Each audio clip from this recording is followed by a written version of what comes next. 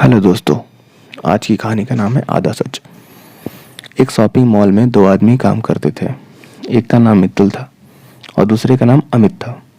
दोनों 5 साल से उस मॉल में एक साथ मिलकर काम करते थे और दोनों ही अपने काम में काफ़ी ईमानदार थे।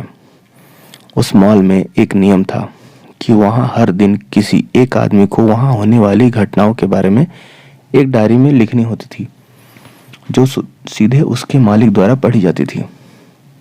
मित्तल एक दिन किसी वजह से शराब पीकर काम पर आ गया। उस दिन डायरी में नोट लिखने की बारी अमित की थी। दिन खत्म होने पर अमित ने डायरी में लिखा, आज मित्तल नशे में धुत होकर काम पर आया।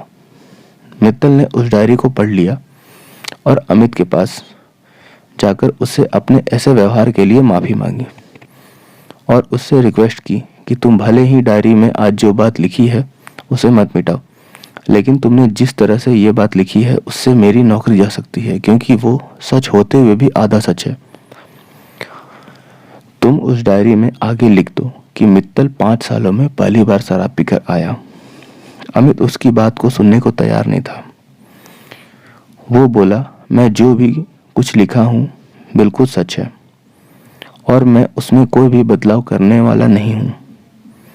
उस दिन डायरी पढ़ने के बाद मॉल के मालिक ने मित्तल को अपने पास बुलाया और उसे वार्निंग दी कि अगर दोबारा ऐसी हरकत की तो उसे नौकरी से हाथ धोना पड़ेगा।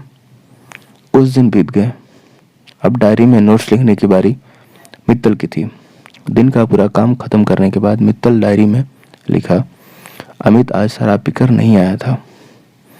अमित जो उस वक्त मित्तल के पास ही खड़ा था, वो मित्तल को बोला, अरे भाई तुम ये क्या लिख रहे हो? मित्तल बोला, सच ही तो लिख रहा हूँ। क्या तुम शराब पीकर आए थे? अमित बोला, नहीं, लेकिन तुमने तो लिखा है उसमें। पढ़कर ऐसा लगता है कि मैंने आज शराब पीकर नहीं आया।